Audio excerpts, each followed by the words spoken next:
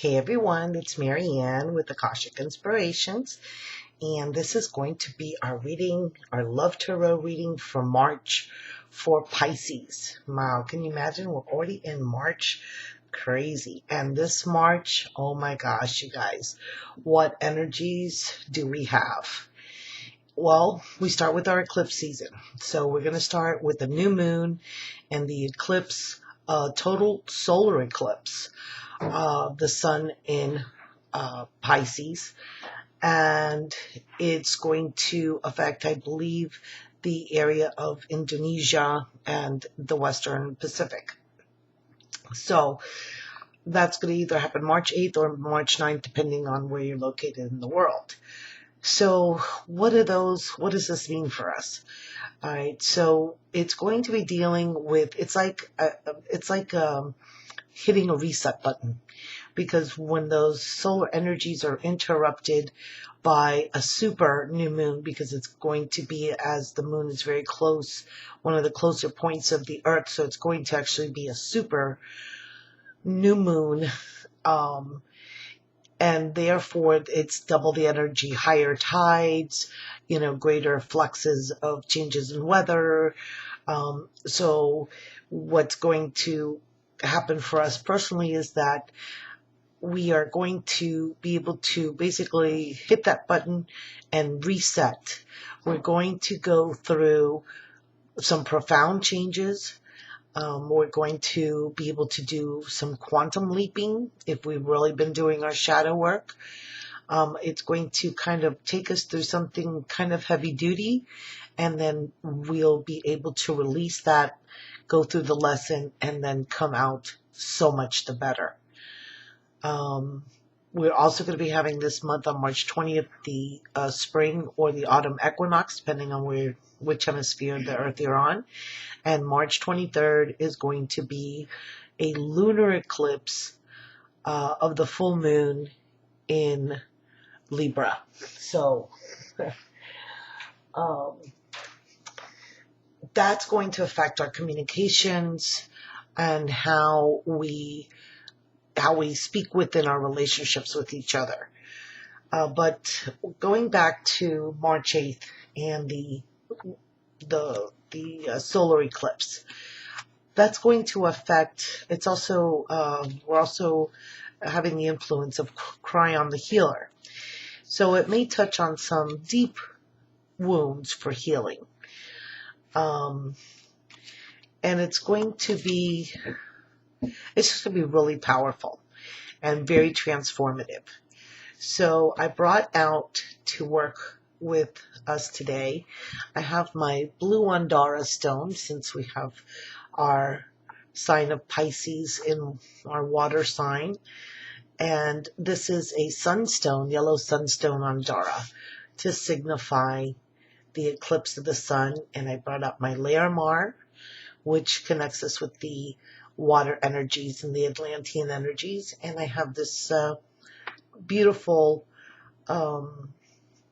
healing symbol. This is my personal healing symbol that I channeled. It's a Lemurian symbol, and it's called Pi Augmented. And this was done by a friend of mine who is now in Hawaii.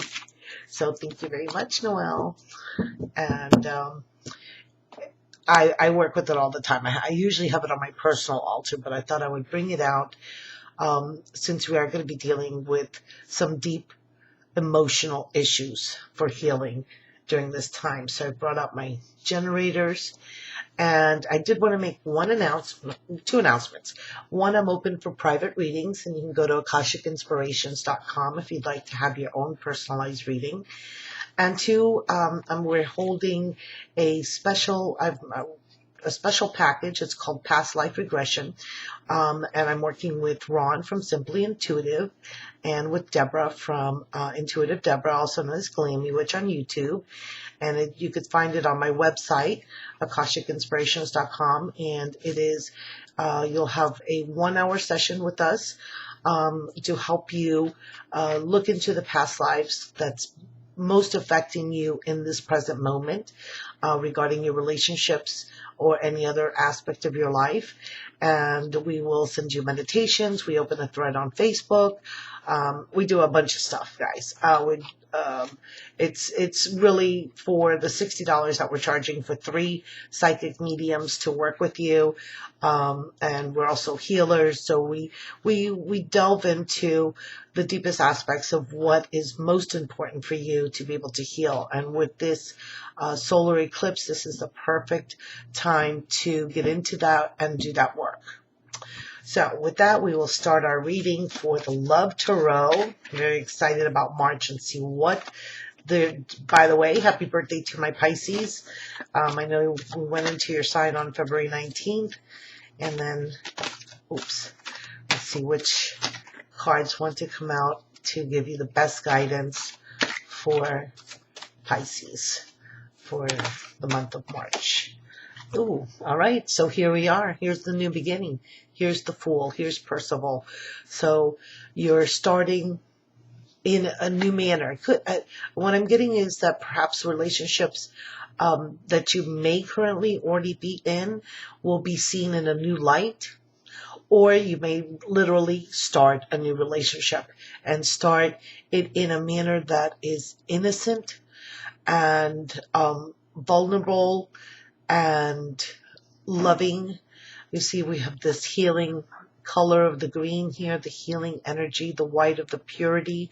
So it's really going to be more purity from your aspect, from your side of being open to really communicating in a new way and seeking out this new relationship in a manner that you may not have approached it before.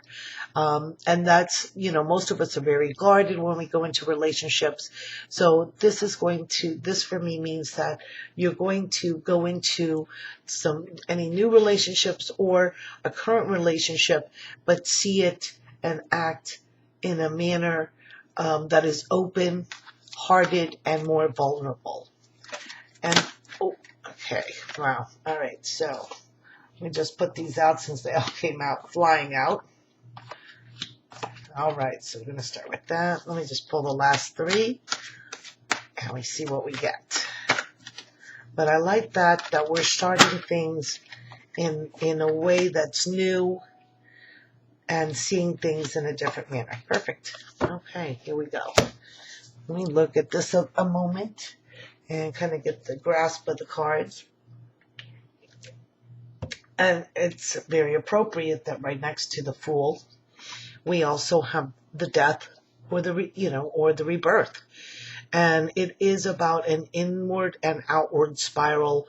If you've ever walked a labyrinth or a maze, and you walk towards the center of it, and then once you get there, it's seeing things from a different perspective. There's fear as you're going in because you're uncertain of the turns, or if there's going to be a dead end, or if you're going to be able to get through to the middle. But then once you're in the middle, then you'll know you'll be able to find your way out. So it's bringing that energy of anticipation in, and yet knowing once you get into that middle part of the labyrinth and the maze that you're able to come out having released that fear. And I think that's what's going to be happening now with this solar eclipse on the 8th. We're walking into it with an innocence and a freshness, and being able to be reborn in our relationship with others. And what the 8 of Staffs is bringing us is directness. It's a focus. It's an intent. It's very sharpened and heightened. And some of the other influences that we'll be having with the other planets this month are going to help us with that. It's going to help us really get into the deep core of it for the healing, and then be able to release it as we release the arrow.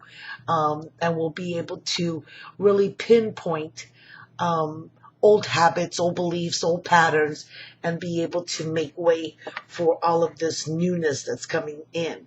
And what we're going to be able to to get to in our relationships. Here we see the Knight of Vesicas, which is the Knight of Pentacles.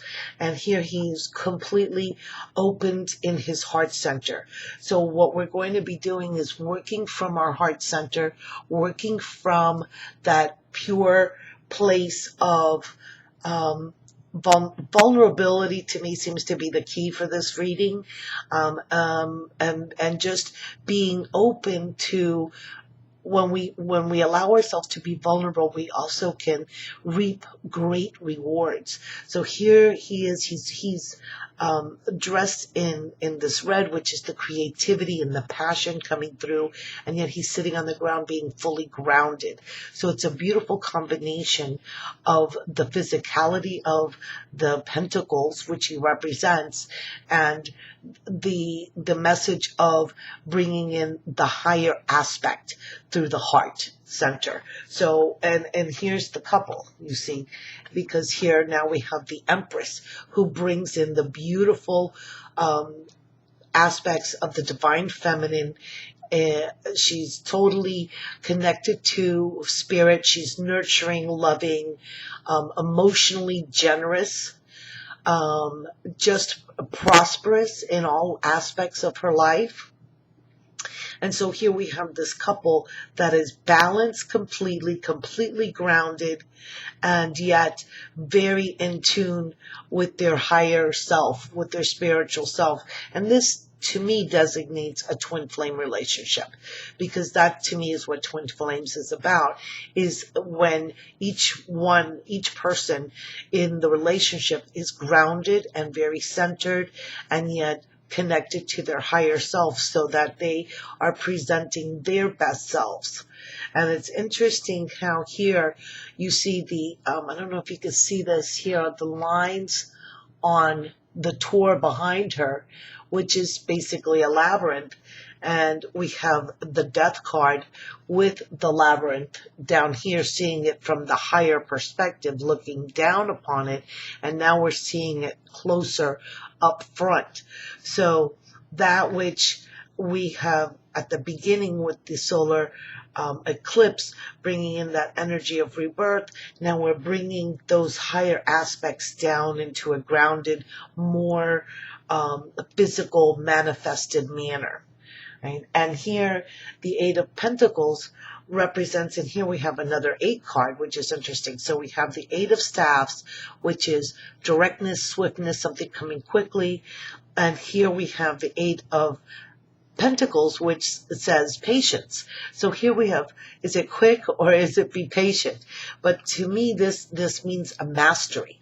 He's reached the level of mastery in his work. I mean, he's got established work, and he's becoming more of an artisan, more of a craftsman. And it's not just about, pumping out the artwork, but to really taking time and taking care to really hone the relationship. So here we have this couple that when you take the time to devote yourself to mastery of yourself, and it comes through in a loving relationship. So definitely be looking for that. And here this is basically a confirmation of that, which is the Four of Cups, and this is emotions. And here I like that she's standing between the pillars, because it shows that she has that she's grabbing onto that like a firm foundation. She has a support, right? And all of these beautiful roses here, the pinks and the whites, denote the purity and the friendship and the love that is in that relationship, and that it's fully grounded, the 4 being a solid base or solid foundation from which you are growing. And again, see, this is the confirmation of that, which is the 2 of Swords, which is balance. So as you're fully balanced, and he's all dressed in this green, so it's the green of healing and being heart-centered, right? Completely centered in your heart space. And the Swords, of course, is the element of air, and the thoughts. So it's being balanced in your thoughts, as well as in communications, as well as in your physical manifestation. And it's really being able to tune into that unity consciousness, that oneness, which is signified by the beautiful, universe, cosmos, and the stars here in the background. And then we end with the Five of Pentacles, endurance. Endurance meaning you have the inner strength that it takes to become this master, right? To really put forth the effort so that you can have this beautiful, balanced relationship. It takes patience. It takes practice. This to me is showing that he's practicing. So practice, patience, and endurance is what a fulfilling, committed relationship is about. So that each person needs to be willing to put forth their effort in order to make this work, in order to keep it evolving, in order to keep it growing, and have that love relationship blossom, and be able to continue in its evolution. So if you are in a relationship, it is about approaching things in a new manner, which allows for the relationship to have like a new sense of energy to it. And if you are single, it shows that you are ready to come into your own relationship, that you're ready to step into it because you're finding your balance within, so that you can then become the master of manifesting this relationship. So I hope that resonates with you, this reading for this month. And I look forward to seeing and participating with you on Facebook. I do daily readings on Facebook, Periscope, and I am currently working on going to be putting up videos actually for the eclipses, for the new moon and the solar eclipse, and then the full moon with the lunar eclipse. So look forward to that, and that'll be according to your elemental sign. And again, I'm open for readings, and I will put all the links in the comments below. I always thank you for watching, sharing, liking, and just for your time and listening, and for all of those who have been asking me for readings, and we've been doing some beautiful readings, and just sharing the energies. So I wish you a wonderful birthday month. I send you many blessings. Namaste.